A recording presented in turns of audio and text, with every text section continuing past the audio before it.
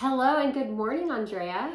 Hi, Rachel. How are you? Doing good. How about you? Great. Good. So, listeners, if you are here and you're looking for financial education and real estate education, you are in the right place. Yeah. Welcome to Welcome.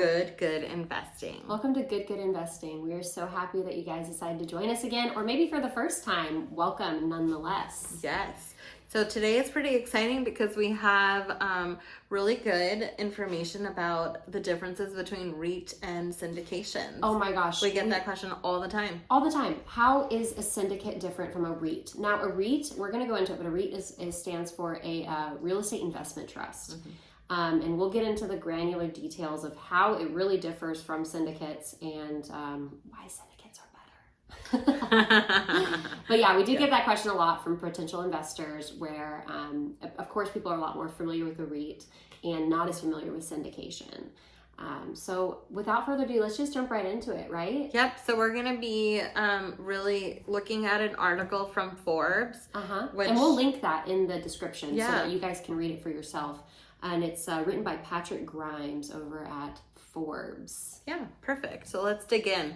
So what is a REIT, Rachel? Well, like I said, REIT stands for Real Estate Investment Trust, and a REIT is a company that offers a broad diversification through acquiring hundreds of real estate assets, not just one. They acquire hundreds across their portfolio.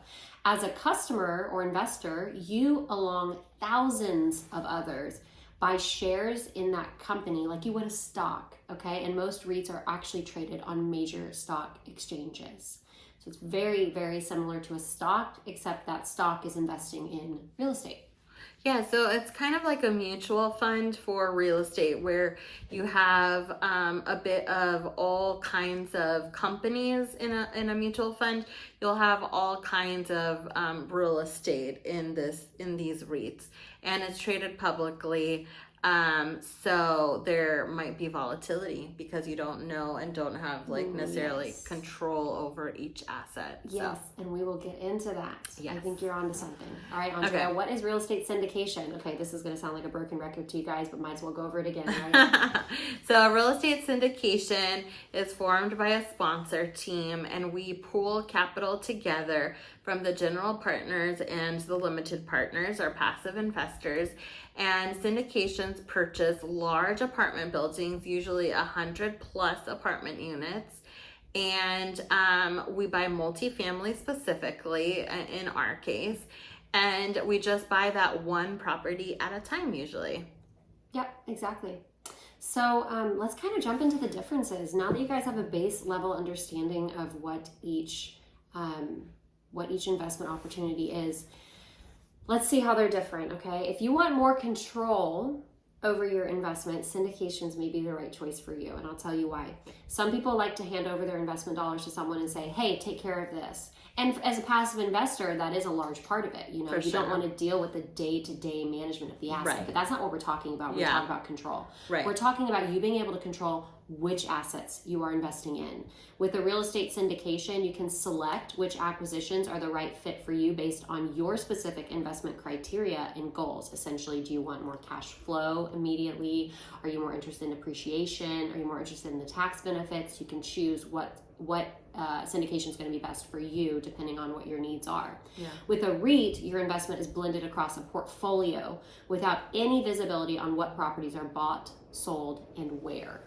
Yeah, and I'll just add that I forgot to mention that a syndication, when you're investing in a syndication, you are part owner of the property.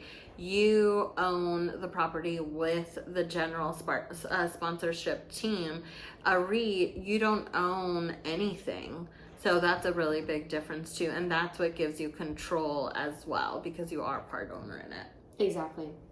So which one gets the better return, REIT or syndications? So I think that both could potentially give returns that are good, but in syndications, you're going to see probably higher returns. So one, in syndications, we offer cash flow. So that's something that I don't think that any REITs provide. And then also, REITs have all this money from their investors that they need to place rapidly because they need to start giving, you know, money and showing that people's money are at work. And so for REITs, like, they sometimes have to just take whatever deal comes their way, where syndications, we can be really thorough about it. We can wait for like a good, you know, discounted opportunity where we can place like more value into. So it's just, there's a lot more analysis that goes into it, and we can target specific assets that are going to give us the returns that we want for our investors. Yeah, that's huge. Yeah. Also, this last point that REITs have billions in holdings, and they tend to have layers and layers of management fees. That's true, yeah. That can actually dilute your returns. And they also do not offer tax advantages, like you said, of owning real estate like the syndication does. Yeah, that's huge. Syndications also provide protection that REITs do not. And there are 3 ways that they offer protection. First, you can choose to invest only in syndications that are acquiring properties that you like in the locations that are desirable and that achieve your balance of cash flow, appreciation, and most importantly, risk. Second, the sponsor's track record. Guys, this is huge. We talk about this all the time. Do your due diligence when researching potential sponsors. The investment business plans are transparent. Financials and market fundamentals are all laid bare for your consideration. Yeah. If you are talking with a sponsor who is being cagey or wanting to withhold information or not show you all of their books, I would say definitely be wary of that. This also allows you to conduct due diligence and balance the risks, cash flow, and appreciation of each investment. REITs typically offer neither choice nor information from which to conduct due diligence on the specific assets being acquired.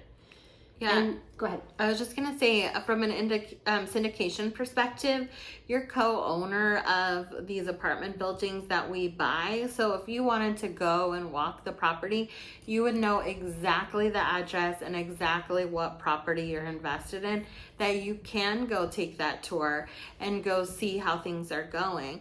With a REIT, it isn't like that. And I will say also that one of the things that as a family, my family and I don't want to invest in like flood zones or possible like higher risk climate areas. And you can control that with a syndication because you could choose not to invest in those areas. But then with a REIT, it could just be in there because they had to acquire a property super quickly. And you just don't have control over where you're putting your money. So Yeah, and ultimately talking about risks, REITs are like stocks, right? Yeah. Which means all that you really own is a paper value in that company. You don't own real estate. So if the market value of a REIT falls to 0 or something in the economy happens that affects the market, you actually risk losing all of your investment. However, even if the syndication fails or the firm folds, you still own your percentage of the real property you invested in. Yeah. This provides more downside protection as there is a greater likelihood that you can recover your investment once the asset sells. Right, exactly. So one of the things that we can differentiate as well on, I guess, the benefit on a REIT is that it is like a stock, so it is liquid. Where syndications are not liquid, once you put your money in there, it's, you know, whatever the hold period is. So there's a little bit less flexibility with syndications, but we do believe like the upside is that much more greater. And with liquidity, there's a lot of volatility a lot of times. And so like anyways, if your REIT is like down, even if it's liquid, it's not worth as much. Yeah. So with the syndication, we're holding it for the specific period of time to achieve the investor returns that we want. So, and you know, honestly, like, I love the fact that syndication is not liquid because it like inspires investor credibility. Yeah. Or not a credibility. I'm sorry. I meant accountability. Yeah. Because it's like if my dream car comes on the market or Chanel drops a new bag, I can't just sell my stock and buy it. I'm like, crap. I hate Rachel 3 years ago that invested in this, but I'm going to love Rachel in a year and a half when it sells. But But it does. It's like it holds you accountable, you know, where you can't just like pull out your investment because there's another shiny object. You actually are like, hey, you know what? I made this decision, and I'm going to be so happy whenever you know it sells and I get that return. But gotta stay in it for now. Yeah, that's a really good point. Yeah. All right. Obviously, guys, syndications win with tax advantages. We've said this, that REITs have very limited tax advantage, if any. Actually, the only way to receive a tax advantage on a REIT is if you lose money and can deduct that loss on your taxes. Right, yeah. So that's not great. No. Whereas syndications, you can make money and save money. So syndications win hands down when it comes to tax advantages. And with syndications, investors actually can deduct for depreciation on their asset. You guys know this. And we're going to have another CPA on the podcast soon who is actually a multifamily investor herself and can talk more about that. And that can result in a substantial reduction in tax liability. Syndications often use cost segregation and bonus depreciation. You guys know this, which can mean as much as a 50 to 70% depreciation paper loss passed through to investors in the first year. It's common for syndication investors to avoid paying taxes on the first 5 to 7 years of distributions because their dividends are offset by depreciation. That's what Patrick Grimes writes in this article here based on his data. I would say that I agree. And then we'll talk more about this with Deborah Pritchard, the CPA. But if you are also a real estate professional, you could potentially see even more tax advantage. Yeah, and tax advantages done in a very legal way. Who doesn't want more money in their pocket and paying less taxes? Like everybody. We work really hard for our money, and to give that, up is a hard thing to swallow. So like this is a good way to help communities. Yep. You're adding value and giving people a better place to live when you're investing in a multifamily syndication. And then you're also getting the tax credits that come with making homes better for other people. So I think it's a win-win. It is a win-win. Actually, it sounds too good to be true. And I think it would be if we hadn't done it for ourselves. Yes, right, exactly. Do you want to talk a little bit about the refinance strategy as well and why that's so cool as opposed to a REIT? Yeah. So, okay. So if you choose to do a syndication with a value add strategy, the sponsor team will typically refinance the property once improvements are complete and the property's value is higher. Investors may be able to make most of their initial investment back with the refinance, which is considered a non-taxable event. That's huge. So you can reinvest your basis pre-tax into another deal and compound your returns. Huge. Typically, with your cash flow and ownership maintained, you are now benefiting from diversification and multiple streams of income. So that's really big because a lot of people, when we say that a lot of our deals have a refinance element, they say, well, are you buying me out of the deal? No. Yeah. You are not diluting your equity, just returning a chunk of your initial capital back to you, non-taxable. So that, whatever $100,000 you had working for you, say you get $50K back on that refinance. You can put that $50K into another deal and suddenly you're compounding your annualized return. So your 20% annualized return, say projected, is now projected 35% annualized return because that initial capital is working for you in two different places. Yeah, and we know an investor that did just that, would just look at deals that had that refinance component. Mm-hmm. And with that strategy, they've been able to invest multiple places and then like quadruple their net worth. Absolutely amazing. And claim more depreciation, right? Because it's more assets that they're invested in as well. Right. And I think like one of the questions I got from an investor was, well, when I get that, capital back from the refi, can I just put it into the same asset? And I said, well, that's not the way it works. Like once we return capital, go ahead and use that in a different asset, but now you're making money on the one that you originally had, and then you're also making money on the other one that you're going into. Yeah, typically we don't accept more funds once the deal's underway, but also like diversification is key. Exactly. So maybe try a different market, or maybe try a different like return structure or whatever. Also, it's important to note, I think like the last point that really differentiates the two is the 1031 exchange. Mm-hmm. So if you guys sell, say you sell a investment property or a portfolio of stuff, you can actually 1031 that money into a syndication, whereas you cannot do that into a REIT. Yeah. Because it's not a like-kind asset. So real estate to real estate, essentially. And that's huge. Yeah. And we accept 1031s on syndications for all of the deals that we do. We just need to know like really ahead of time if that's something that you want to do. It's a little bit of extra paperwork, a lot of extra paperwork for the sponsor team and the investor, but we are so willing to do it as long as we just have a little bit of notice, because sometimes the process can take 90 days. Yeah. So, and also you want to make sure before you sell the asset in question that you get with a qualified intermediary, QI, and we are happy to provide recommendations for those as well. And they will be the ones handling that 1031 exchange transfer. The earlier that you engage them, the easier it is on everyone. Right, truly. right. But it definitely is a huge way to scale. Like going from single family to multifamily sometimes can feel like it's such a huge leap. But with that 1031, it definitely feels like a lot easier of a process. Yeah, definitely. And less tax burden. So. Yeah.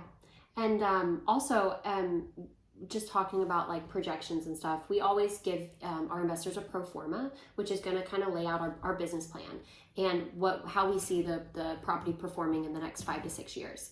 Now, that's not to say that the property will do what our pro forma says. I mean, of course, everyone's hope is that it'll do better. Yeah. And I also think it's really important. We were going over some past deals, and we saw one that was really interesting. And so I kind of wanted to touch on the annualized return, because that's a metric that we don't mention a lot, but it's also really important whenever you are doing your due diligence on properties.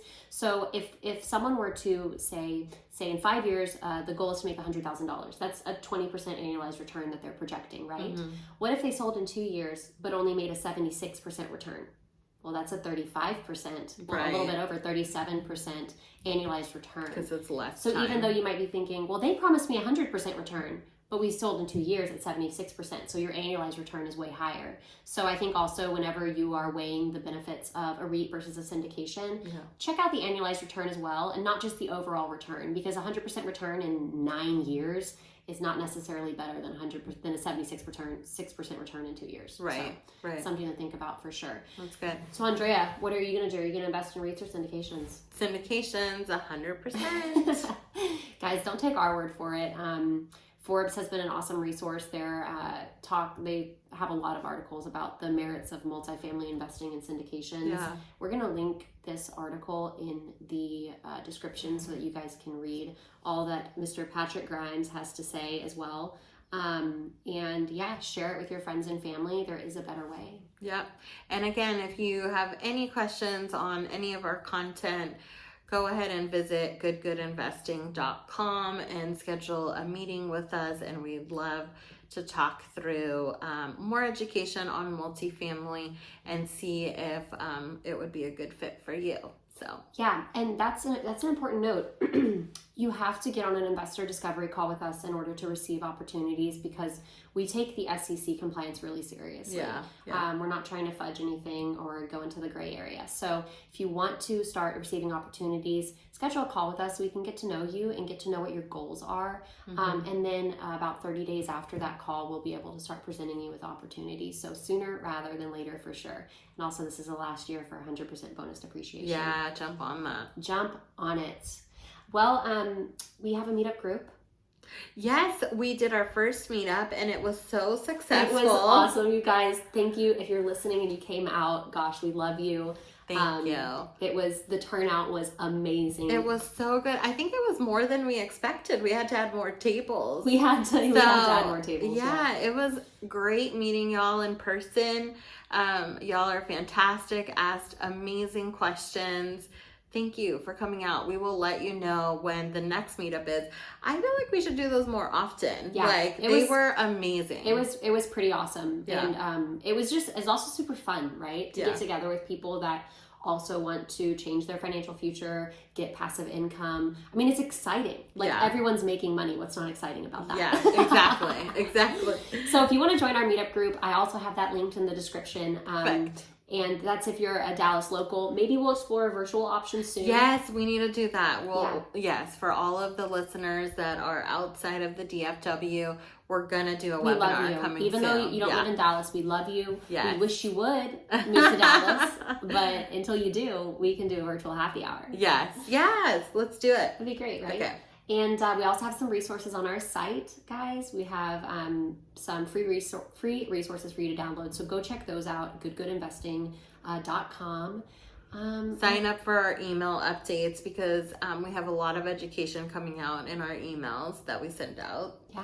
And then also we're sending out, every time we have a new episode, we're sending a reminder out with a link to the episode. Yeah, so you won't miss out on anything because we have so much exciting stuff coming up this fall, guys. So much exciting stuff. We just cannot wait. Well, thank you guys for joining us on another episode of Good Good Investing. Andrea, don't invest good. Invest twice as good. Bye.